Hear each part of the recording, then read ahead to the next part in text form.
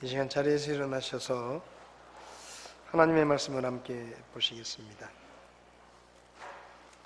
히브리서 11장 6절에 있는 말씀 한 절만 같이 읽도록 하겠습니다. 히브리서 11장 6절 말씀입니다. 함께 읽겠습니다.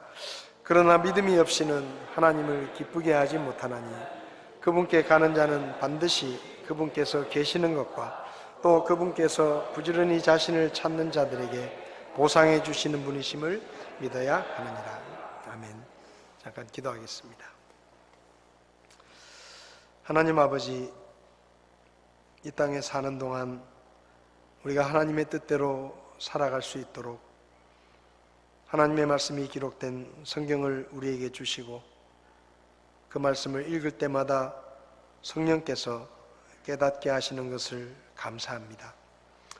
아버지 하나님, 우리가 하나님의 자녀가 되었으니 하나님의 뜻대로 살게 하시고 주의 말씀에 순종함으로 복음에 합당한 삶으로 하나님 앞에 영광을 돌릴 수 있도록 도와주시기를 원합니다. 오늘도 하나님의 말씀으로 저희들을 가르쳐 주시옵소서. 저희가 겸손한 마음으로 주의 음성을 듣고 주의 말씀을 깨닫기를 원하오니 성령께서 친히 가르쳐 주시옵소서. 부족한 종을 주님께 맡깁니다. 하나님께서 써주시고 오직 주의 말씀만 선포되게 도와주시옵소서. 예수님의 이름으로 기도했습니다. 아멘. 자리에 앉으시겠습니다.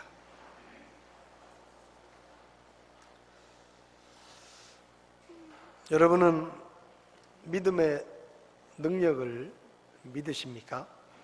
우리가 가진 믿음에 놀라운 역사를 일으키는 능력이 있다라는 사실을 많은 사람들이 믿는다고 말하지만 그 믿음의 능력을 실제로 삶 속에서 경험하고 그리고 하나님의 살아계심을 날마다 체험하면서 그렇게 살아가는 사람들은 그렇게 많지 않습니다. 그저 머리로는 믿지만 실제 삶 가운데서 하나님이 어떻게 역사하시고 또 그 믿음이 우리의 삶을 어떻게 변화시켜 가는지를 우리가 잘 인식하지 못할 때가 많이 있습니다. 1940년 6월 23일 날 미국의 테네시주의 클락스빌 근처의 한 시골 마을에서 아주 믿음이 좋은 그런 가정의 한 아이가 태어납니다. 이 부모에게는 22명의 아이가 있습니다. 결혼을 해가지고 애를 22명이나 낳았어요. 근데 이 아이는 20번째로 태어났습니다. 딸아이였는데 태어날 때 미숙아로 태어나서 어릴 때부터 여러 가지 폐렴, 소아마비를 겪으면서 왼쪽 다리가 마비가 되어서 제대로 걷지 못하고 목발을 짚고서도 걷기가 힘든 그런 아이였습니다. 근데 이 어머니가 이 딸을 치료하기 위해서 매주마다 2년 동안 160km가 넘는 멀리 떨어져 있는 내시빌이라는 병원까지 매주마다 이 아이를 데리고 병원을 다녔습니다. 그리고 집에서는 이 아이가 20번째 아이니까 그 위로 많은 형제들이 있을 거 아닙니까? 그러니까 매일마다 서로 당번을 정해가지고 이 아이의 다리를 계속 마사지를 하고 주물러 줍니다. 이 아이가 다니던 병원의 의사는 이 아이는 앞으로 걸을 수 있는 가능성이 전혀 없습니다. 그러니까 너무 기대하지 마십시오 라고 부모에게 이야기를 했습니다.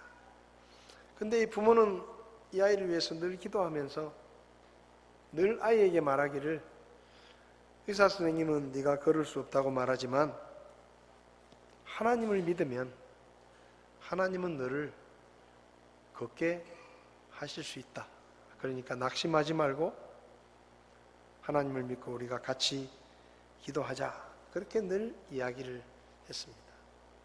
다행스럽게도 이 아이는 의사의 말보다 어머니의 말을 더 믿었고 하나님께서 자기를 고쳐주시고 걷게 해 주실 것이라는 믿음을 가지고 목발 없이 걷는 연습을 하다가 이리 넘어지고 저리 넘어지고 하면서도 끊임없이 연습을 했습니다.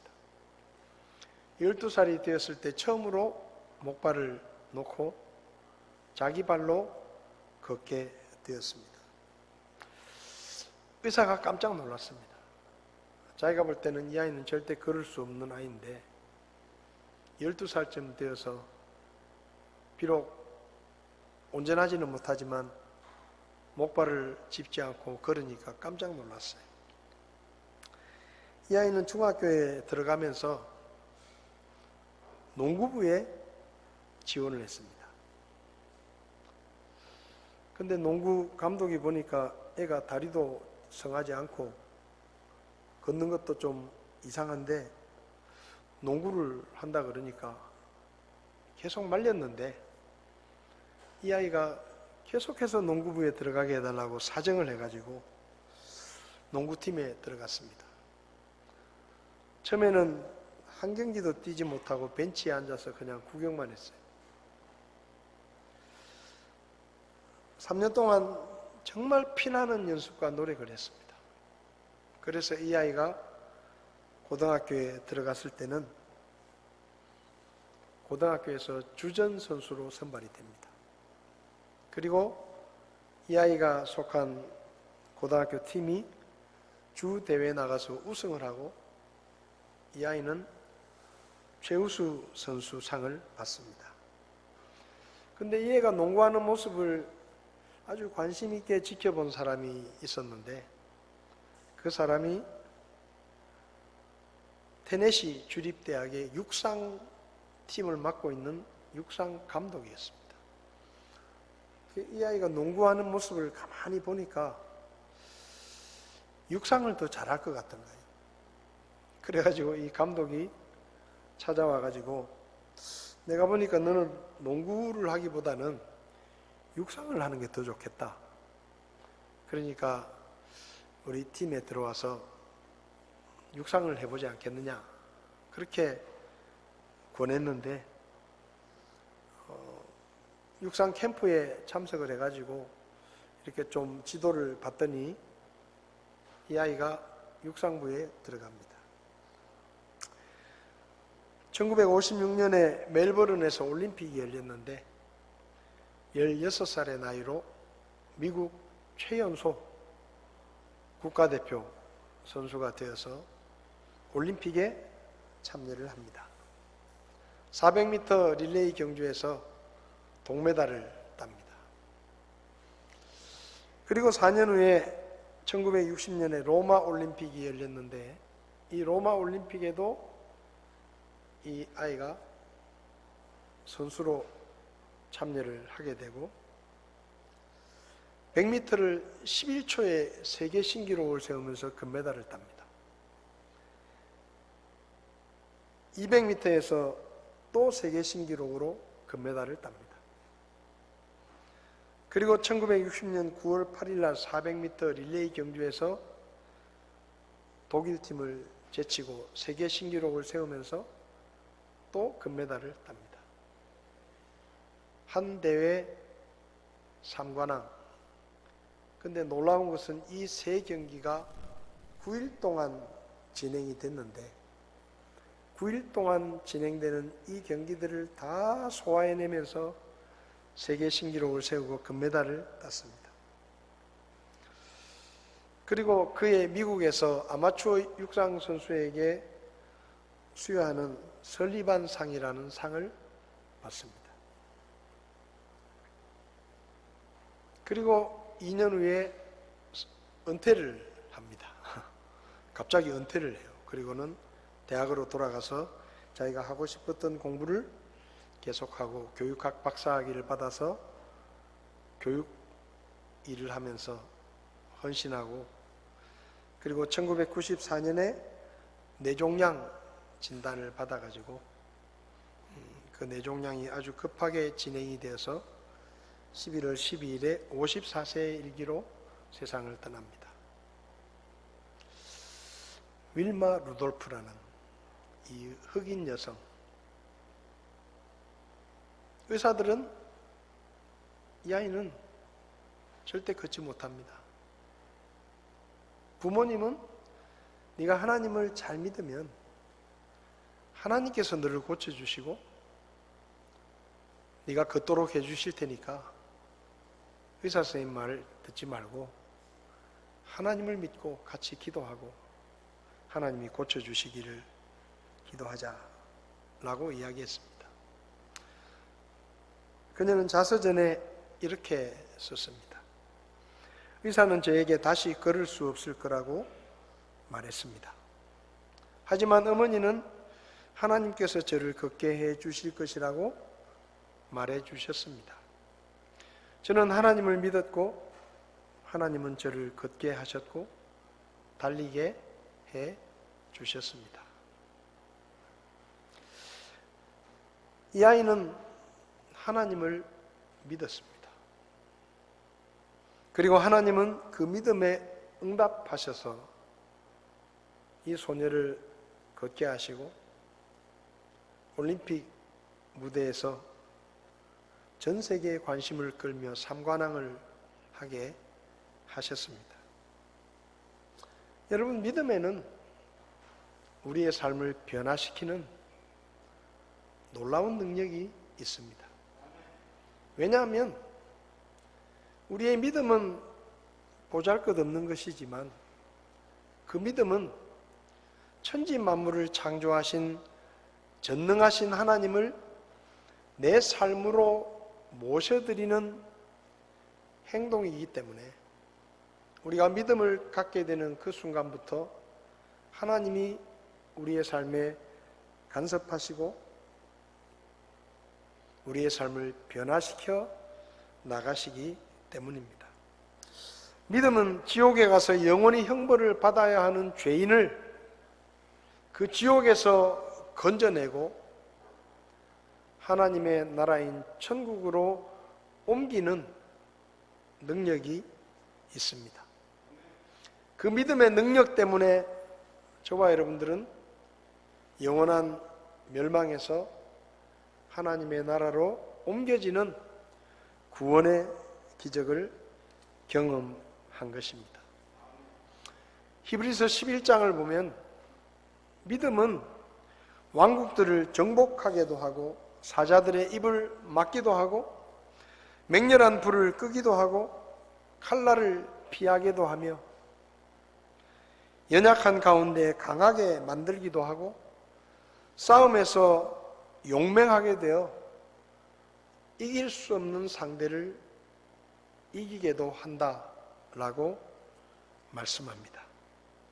그리고 믿음은 죽은 자를 다시 살려서 받기도 하고 고문을 견디게 하고 부활을 기대하기 때문에 죽음을 기꺼이 감수하게 하기도 하고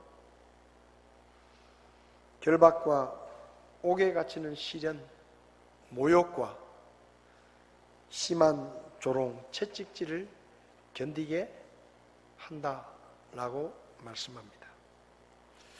여러분, 우리가 가진 이 믿음에는 우리가 알지 못하는 엄청난 능력이 있습니다. 마태복음 17장 20절에서 예수님은 이렇게 말씀하십니다. 예수님께서 그들에게 이르시되 너희가 믿지 아니하기 때문이로다. 진실로 내가 너희에게 이르노니 너희에게 만일 겨자씨 하나일 만한 믿음이 있을진데 너희가 이 산에게 말하여 여기서 저 너머로 옮겨가라 하면 그것이 옮겨갈 것이요 또 너희에게 불가능한 것이 아무것도 없으리라. 겨자씨만한 믿음만 있으면 산을 옮길 수도 있다 라고 말씀하십니다. 믿음은 전능하신 하나님을 우리의 삶으로 초대하는 것이고 우리의 삶에 간섭하게 하시며 그분께서 우리의 삶을 변화시켜 나가도록 하는 힘이 있기 때문에 믿음은 우리의 삶을 놀랍게 변화시킵니다. 그런데 오늘 본문을 보면 이 믿음이 가진 여러 가지의 능력 중에 믿음은 하나님을 기쁘시게 하는 능력이 있다라고 말씀합니다. 믿음이 없이는 하나님을 기쁘게 하지 못한다, 이 말을 뒤집으면 믿음이 있으면 하나님을 기쁘게 할 수 있다라고 이해할 수 있습니다. 여러분, 사람이 어떻게 하나님을 기쁘게 할 수 있겠습니까? 하나님은 부족한 것이 없습니다. 하나님은 모자란 게 없으세요. 하나님은 갖고 싶은 것도 없고 필요한 것도 없고 아쉬운 것도 없고 모르는 것도 없고 못하시는 것이 없는 분이십니다.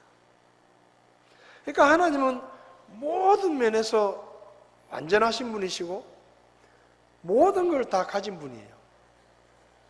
이런 하나님을 우리가 어떻게 기쁘게 해드리겠어요? 뭐 필요한 게 있어야 필요한 걸 주면서 기쁘게 할 수 있고, 뭐 모자라는 게 좀 있어야 그 모자라는 걸 채워주면서 기쁘게 할 수 있을 텐데, 하나님은 아무것도 모자란 게 없고 필요한 것도 없고 그런 분이에요. 더군다나 우리는 머리끝부터 발끝까지 더러운 죄인입니다. 너무나 연약한 존재예요. 그런 우리가 무엇으로 하나님을 기쁘시게 할 수 있겠습니까? 근데 성경은 말하기를 그 사람이 어떤 사람이든지 간에, 그 사람이 어린아이든지 돈이 없는 가난한 사람이든지 병이 들어서 움직이지 못하는 병자든지 누구든지 간에 믿음을 갖게 되면 그 믿음을 통해서 하나님을 기쁘시게 할 수 있다라고 말씀합니다. 그러니까 믿음은 절대로 하나님을 기쁘게 할 수 없는 우리가 하나님을 기쁘시게 해드릴 수 있는 능력이다 라고 말씀하는 것입니다. 그러면 우리가 어떤 믿음을 가질 때 하나님을 기쁘시게 할 수 있느냐? 오늘 히브리서 기자는 두 가지를 이야기하는데요. 첫 번째는 하나님을 살아계신 하나님으로 믿는 믿음이 하나님을 기쁘시게 한다 라고 말씀합니다. 오늘 본문을 보면 믿음이 없이는 하나님을 기쁘게 하지 못하나니 그분께 가는 자는 반드시 그분께서 계시는 것과 그분께서 계시는 것을 믿어야 한다. 하나님이 계신 것을 믿는 믿음, 여기에 하나님을 계신 것을 믿는다는 것은 단순히 하나님의 존재를 믿는다는 의미가 아닙니다. 그래 하나님이 계시지, 이걸 믿는 게 아니고 하나님을 살아계신 하나님으로 믿는다는 것입니다. 여러분은 정말로 하나님은 살아계신 하나님이시라고 믿으십니까? 저희 아버님이 돌아가시기 전에 저는 3남 2년대 형님들이 2분 계십니다. 근데 아버님이 그 5남매 중에, 이건 순전히 제 생각이지만 저를 제일 좋아하셨어요. 형님들이 말을 하면 안 들어도 제가 말을 하면 아버님이 들으셨습니다. 돌아가시기 전에 가족 사진을 좀 하나 찍자.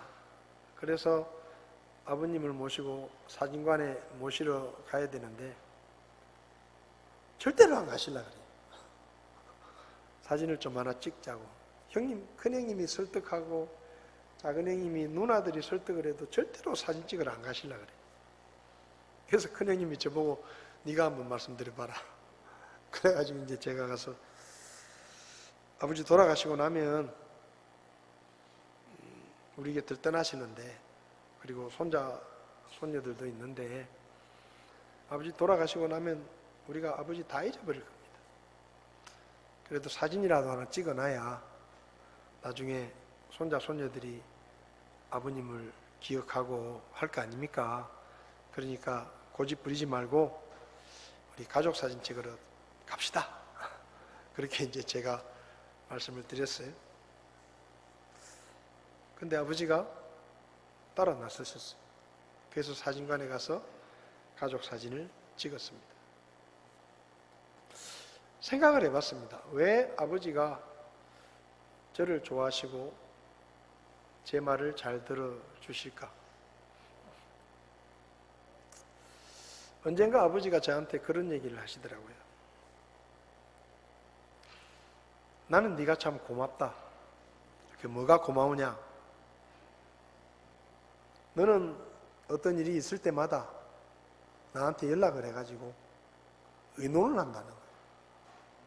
어떤 일이 생기면 아버지 생각은 어떠시냐고 제가 꼭 전화를 드리거나 아니면 찾아가서 의논을 하거든요. 제가 이런 뭔가 결정을 해야 되는데 아버지 생각은 어떠십니까? 하고 제가 이제 여쭤보는 거죠. 근데 우리 위에 형님들은 안 물어봐요. 혼자 그냥 알았어요. 우리 아버지 생각에, 물론 형님들도 아버지가 아직 돌아가셨지 않다는 건 다 인정하죠.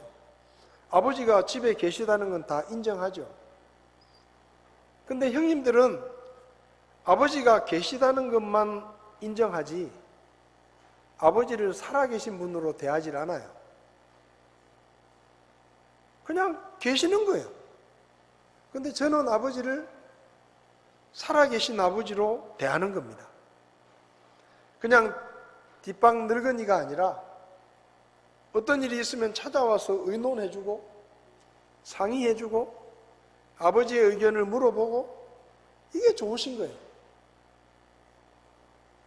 여러분, 우리가 하나님을 믿는다, 하나님이 계신다, 다 그렇게 믿죠. 근데 그것 가지고는 하나님을 살아계신 분으로 믿는 게 아니에요. 하나님 계시지, 하나님이 천지를 창조하셨지, 하나님 계신 거 내가 믿지. 거기서 끝나면 그냥 저희 형님들하고 똑같은 거예요. 집에 가면 아버지 계시지, 아직 안 돌아가셨으니까. 그걸로 끝이에요. 그런데 하나님이 우리에게 요구하시는 믿음은 그런 믿음이 아니라 하나님을 살아계신 하나님으로 믿는 믿음을 하나님은 우리에게 원하시는 겁니다.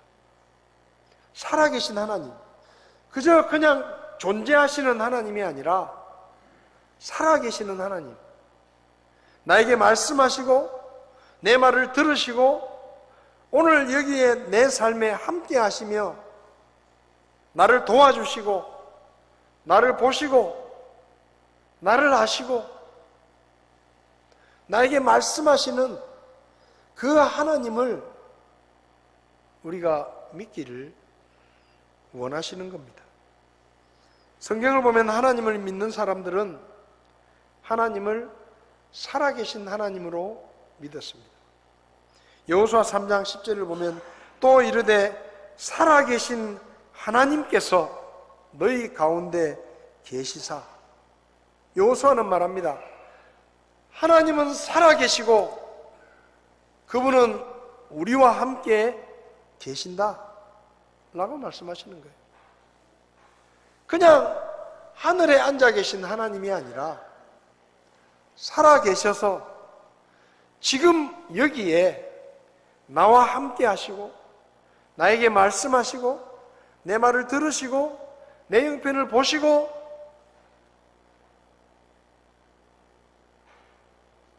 그런 하나님.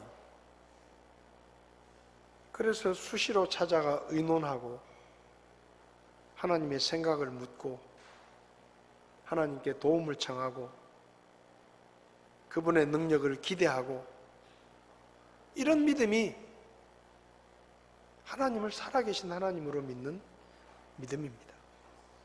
기드온도 사사기 8장 19절에 그가 이르되 그들은 내 형제들 곧 내 어머니의 아들들이니라 주께서 살아 계심을 두고 맹세하노니. 기드온도 하나님을 살아계신 하나님으로 믿었습니다. 다윗도 사무엘상 17장 36절을 보면 당신의 종이 사자와 곰을 죽였은즉 살아계시는 하나님의 군대에 도전한 이 할례받지 않은 블레셋 사람도 그 짐승들 중에 하나와 같이 되리이다. 골리앗과 싸우러 나가면서 왜 싸우러 가느냐? 모두가 두려워하고 감히 싸우려고 하지 않는 때에 어린 소년인 다윗이 어떻게 골리앗과 싸우러 나갈 수 있었느냐? 내가 믿는 하나님이 살아계신 하나님이시기 때문에 그 하나님이 나를 도와주시고 나를 지켜주실 것을 내가 믿기 때문에 싸우러 나갈 수 있는 겁니다. 사울 왕도 하나님을 믿습니다. 거기 있는 이스라엘의 모든 장군들과 모든 군인들도 하나님을 믿습니다. 그런데 아무도 싸우러 가지 못해요. 왜요? 하나님을 믿기는 믿는다고 말하지만 살아계신 하나님으로 믿지 않고 그저 머릿속으로 믿는 하나님에 그치는 겁니다. 근데 다윗은 아니에요. 내가 믿고 섬기는 하나님은 살아계시는 분이다. 내가 양을 칠 때 맹수가 와서 내 양을 죽이려고 할 때 내가 싸우러 나가면 살아계시는 하나님이 나와 함께 계셨고 내가 맹수들을 물리치게 하셨고 나를 도와주셨다. 그리고 이번에도 그 하나님이 나를 도와주실 것이다. 히스기야 왕도 살아계신 하나님을 믿었습니다. 아시리아 왕의 대군이 예루살렘을 포위하고 항복하라고 압박하고 있을 때 히스기야는 항복하지 않습니다. 대신에 하나님 앞에 나가 기도합니다. 열왕기하 19장 16절부터 보면 주여 귀를 기울여 들으소서, 주여 눈을 여시고 보시옵소서, 사내립의 말들을 들으시옵소서. 그가 살아계신 하나님을 모욕하려고 그를 보냈습니다. 살아계신 하나님, 하나님 제 말을 들으십시오. 눈을 여시고 저를 보십시오. 그렇게 말하는 거예요. 왜요? 살아계신 하나님이라고 믿으니까. 그냥 막연하게 하나님 물론 계시지, 하나님은 어딘가에 계시지, 그런 믿음이 아니에요. 하나님은 살아계신다. 엘리야도 살아계신 하나님을 믿었습니다. 이스라엘의 왕 중에 19명의 왕 중에 가장 악한 왕이 아합 왕이었는데 하나님께서 엘리야에게 야, 아합 왕에게 가서 네가 죄를 지어서 내가 비도 이슬도 내리지 않는 가뭄을 앞으로 몇 년 동안 벌로 내리겠다 하고 왕에게 가서 경고를 하라는 거예요. 제일 악독한 왕에게 가서 네가 죄를 지어서 하나님이 벌을 주실 거라고 경고의 말을 전하라는 겁니다. 누가 가겠어요? 갔다가 괜히 죽을지도 모르는데. 근데 엘리야는 갑니다. 가서 뭐라고 말하느냐? 열왕기상 17장 1절을 보면 길르앗 거주민 디셉 사람 엘리야가 아합에게 이르되 내가 서서 섬기는 주 이스라엘의 하나님께서 살아계심을 두고 맹세하노니. 하나님이 살아계심을 믿으니까 겁도 내지 않고 가는 거예요. 베드로도 말합니다. 주는 그리스도시요 살아계신 하나님의 아들이십니다. 여러분, 우리가 믿고 섬기는 하나님은 죽은 우상이 아닙니다. 귀가 있어도 듣지 못하고, 눈 모양은 있어도 보지 못하고, 입 모양은 있어도 말하지 못하는, 손과 발이 다 있어도 꼼짝도 하지 못하는 죽은 우상이 아니라, 우리가 믿고 섬기는 하나님은 그 입으로 말씀하시고, 그 귀로 들으시고, 그 눈으로 보시고, 그분의 손과 발로 우리를 찾아오시고, 우리를 고난에서 건지시고, 보호하시는, 나를 아시고, 나를 보시고, 내 기도를 들으시고, 내 눈물을 아시고, 내 형편과 처지를 다 아시고, 주님을 위한 나의 헌신과 수고를 하나도 빠짐없이 다 알고 계시는 살아계신 하나님이십니다. 그걸 믿어야 돼요. 그냥 하나님을 믿는 게 아니에요. 우리 살아계신 주 후렴 한 분만 찬송해 보겠습니다. 살아계신 주. 여러분, 우리가 살아계신 하나님을 믿어야 돼요. 우리가 찬송하잖아요. 살아계신 주 나의 참된 소망, 걱정 근심 전혀 없네. 찬송은 이렇게 열심히 부르면서 걱정 근심 덩어리 아무것도 아닌 걸 걱정하면서 밤잠도 설치고 입술이 부르트고 눈이 충혈돼가지고 말로는 살아계신 하나님을 믿는다고 하면서, 살아계신 하나님을 믿으면 걱정 근심이 없어야죠. 살아계신 주 나의 참된 소망, 걱정 근심 끝이 없네. 하나님을 못 믿으면 그렇게 되는 거예요. 근데 살아계신 하나님을 믿으면 걱정 근심이 전혀 없고 내 모든 삶의 기쁨이 늘 충만한 겁니다. 우리 후렴만 한번 해보겠습니다.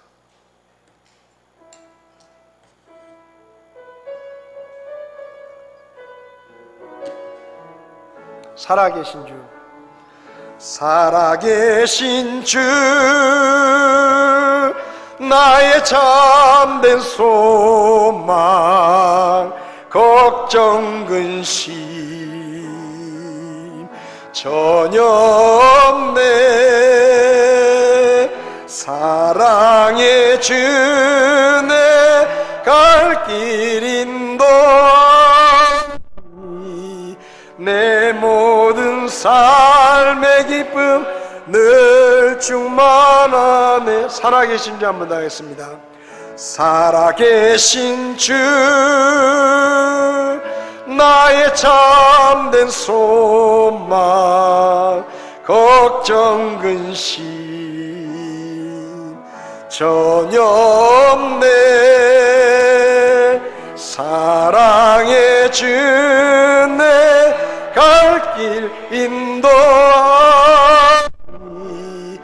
내 모든 삶의 기쁨 늘 충만하네. 살아계신 주. 여러분, 하나님은 살아계신 분이십니다. 그저 뒷방에 앉아 계시는 늙은 아버지가 아니에요. 그저 요양병원에 누워있는, 숨만 쉬고 있는 힘없는 아버지가 아니에요. 살아계신 분이십니다. 나를 보시고 나를 아시고, 그 하나님을 믿어야 되는 거예요. 멀쩡하게 살아계신 하나님이 계시는데 평생 찾아와 한 번도 의논하지도 않고, 무슨 문제가 있어도 이야기도 안 하고 그저 눈만 뜨고 살아있는 죽은 것 같은 아버지로 아버지 대하면 그 아버지가 기뻐하지 않아요. 찾아가서 의논하고 여쭤보고 어떻게 생각하시는지 물어보고, 그게 살아계신 분으로 모시는 거예요. 여러분의 하나님을 그저 뒷방에 앉아있는, 그저 자리만 지키고 있는, 그저 내 머릿속에 계시지 누가 뭐래, 그런 하나님으로 믿지 마세요. 그리고 두 번째로, 하나님을 좋으신 하나님으로 믿는 믿음이 하나님을 기쁘시게 합니다. 그분께 가는 자는 반드시 그분께서 계시는 것과 또 그분께서 부지런히 자신을 찾는 자들에게 보상해 주시는 분이심을 믿어야 하느니라. 왜 히브리서 기자는 하나님을 심판하시는 하나님으로 믿어야 된다, 벌 주시는 하나님으로 믿어야 된다, 그렇게 말할 수도 있는데, 왜 히브리서 기자는 자기를 찾는 자들에게 보상해 주시는 하나님이심을 믿어야 한다라고 말합니까? 여러분, 믿지 않는 사람들이 하나님을 믿지 않는 이유 중에 제일 큰 이유가 뭔지 아세요? 하나님을 믿으면 하나님은 나를 향해서 잔소리하고, 잘못하면 벌 주고, 나를 감시하고, 내 돈을 뺏어가고, 나한테 일을 시키고, 그런 나쁜 하나님으로 생각하기 때문이에요. 마귀는 계속 거짓말을 합니다. 하나님은 에덴 동산의 모든 걸 다 먹게 하시고 선악과 하나만 먹지 말라고 하신 너무나 좋으신 하나님인데, 마귀는 말합니다. 야, 하나님이 저거 먹지 말라고 하신 것, 그거 너희들이 하나님처럼 될까봐 그것 걱정해서 먹지 말라고 하신 거야. 하나님은 나쁜 분이야. 다 먹으라고 했지만 제일 좋은 거는 먹지 말라고 하신 분이야. 제일 중요한 건 못 먹게 하시는 분이야. 그렇게 거짓말을 해요. 그래서 사람들이 속는 거예요. 여러분, 하나님은 정말로 좋으신 분입니다. 그분은 한이 없이 선하신 분입니다. 성경을 보면 하나님을 도저히 사람의 생각으로는 이해할 수 없습니다.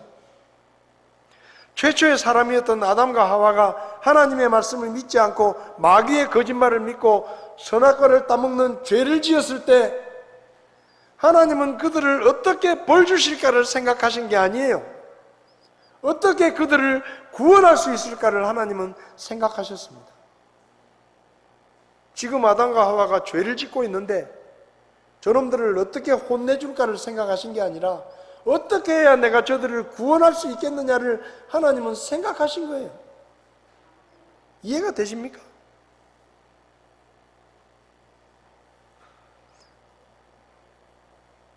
모든 사람이 악을 행하고 심판을 받아서 멸망에도 싼 그 시기에, 노아 시대 때 하나님은 무엇을 생각하셨습니까? 어떻게 하면 저놈들을 괴롭혀가지고 죽게 만들까를 생각하신 게 아니라 노아의 방주를 만들어서 노아와 그 식구들을 구원하실 생각을 하신 겁니다.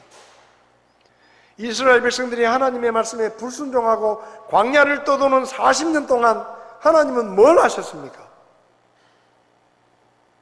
매일마다 만나를 내리셔서 그들을 먹이시고 지금 벌 받고 있는데 구름 기둥과 불 기둥으로 그들을 지켜주시고 그들의 옷과 신발이 닳지 않도록 보호해 주시고, 하나님은 그렇게 하셨어요. 저 같으면 그렇게 안 해요. 벌 받는 놈한테 너는 먹을 자격도 없어. 밥도 안 줄 겁니다. 근데 하나님은 그 불평 많고 원망 많은 이스라엘 백성들을 밤에는 불기둥으로, 낮에는 구름 기둥으로 그 낮의 더위와 밤의 추위를 견디게 하시고 매일마다 먹을 것을 주시고, 걸핏하면 불평불만인데 하나님은 그런 하나님이에요. 마태복음 7장을 보면 예수님께서 이렇게 말씀하십니다. 너희 중에 누가 자기 아들이 빵을 달라고 하면 돌을 주느냐? 여러분 집에서 혹시 그렇게 해보신 적 있으세요? 여러분 집에 애가 항상 말 잘 듣는 거 아니잖아요. 속상하게도 하고 부모 눈에서 눈물이 나게도 하고 말도 안 듣고, 근데 걔가 학교 갔다 와가지고 엄마 배고파 밥 줘. 돌을 딱 갖다 주면서 처무라 이놈아. 혹시 그렇게 해보신 적 있으세요? 네? 저는 한 번도 없습니다. 미워도 밥 줬어요. 돌 하나 딱 갖다 놓고 흙 퍼다 놓고 먹든지 말든지 네 마음대로 해봐라. 너희 중에 누가 자기 아들이 빵을 구하면 그에게 돌을 주겠느냐? 그가 생선을 구하면 그에게 뱀을 주겠느냐? 뱀 잡는 것도 힘들어요. 그런즉 너희가 악할지라도 너희 자녀들에게 좋은 선물들을 줄 알거든 하물며 하늘에 계신 너희 아버지께서 자기에게 구하는 자들에게 좋은 것들을 얼마나 더 많이 주시겠느냐. 하나님은 좋은 아버지란 얘기예요. 하나님은 인색한 아버지가 아니라 좋은 아버지다. 하나님은 너희가 죄인이었을 때 자기의 목숨도 아끼지 않고 내어주실 만큼 좋은 하나님이시다. 그분은 정말로 좋은 아버지시다. 여러분, 저는 전에도 말씀드렸지만 정말 하나님이 좋아서 저는 하나님을 믿었습니다. 하나님이 저를 사랑하신다는 얘기를 들으니까 제가 그냥 다른 생각은 하나도 나지 않고 나를 위해서 목숨까지 내어주신 그런 분이라고 하면 그분은 무조건 좋은 분이다. 그분은 무조건 좋은 분이다. 그분은 절대로 나에게 해를 끼칠 리 없고 그분은 절대로 나에게 손해보게 하실 분이 아니고, 그러니 그분 말은 무조건 믿어야 된다. 제가 내린 결론이었습니다. 친구들이 묻습니다. 야, 뭐 40년이 넘었는데 아직도 교회 다니고 있냐? 아직도 뭐 목회하고 있냐? 찌르기다.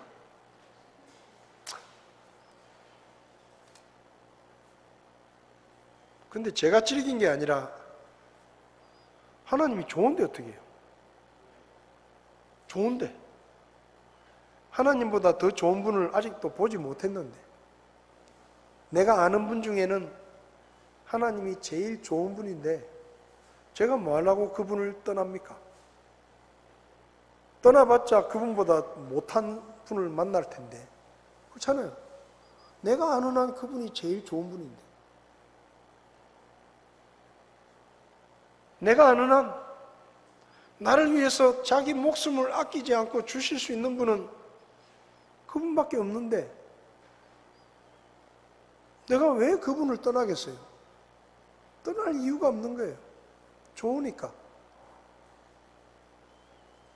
제가 생각해 봐도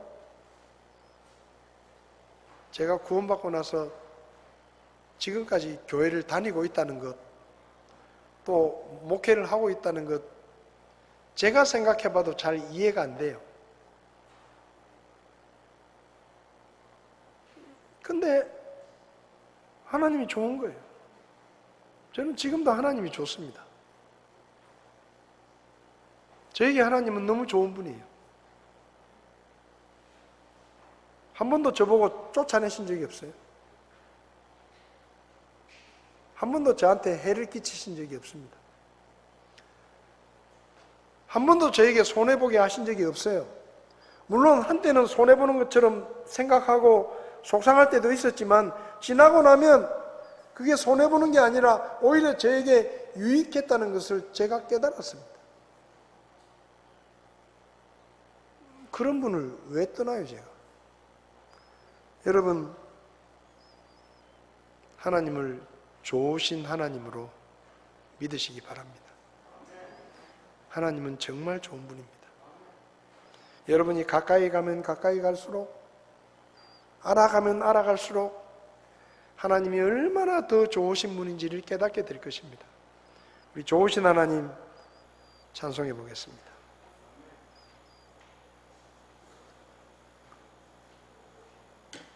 좋으신 하나님, 좋으신 하나님, 참 좋으신, 경상도 말로 하면 대끼리 좋으신, 대빠이 좋으신, 우리 신교회 목사님 중에 아직도 사투리를 그래 뭐 말하, 야 대빠이 좋다. 좋으신 하나님, 좋으신 하나님, 참 좋으신 하나님, 우리 찬송하겠습니다. 다 눈을 감으시고 찬송하겠습니다.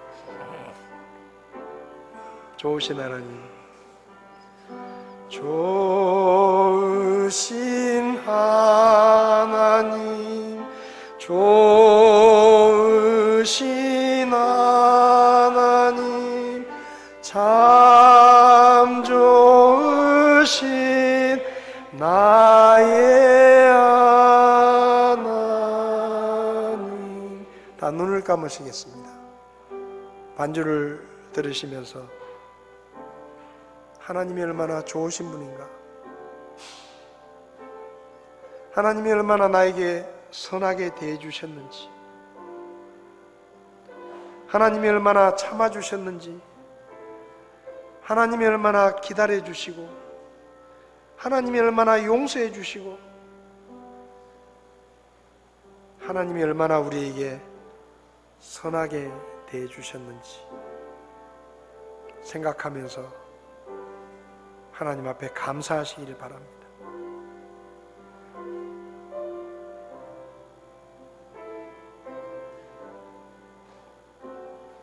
하나님은 정말 좋으신 분입니다. 끊임없이 우리를 사랑하시고, 끊임없이 용서하시고, 끊임없이 우리의 어리석음을 기다려주시고, 넘어지면 달려와 일으켜주시고, 눈물을 흘리고 있으면 달려와서 눈물을 닦아주시고, 어려움 가운데서 건져주시고, 지켜주시고, 우리의 필요를 채워주시는 정말로 좋으신 분이 하나님이십니다. 그 하나님을 믿으시기를 바랍니다. 하나님 아버지, 살아계신 하나님이 우리 하나님이심을 감사합니다.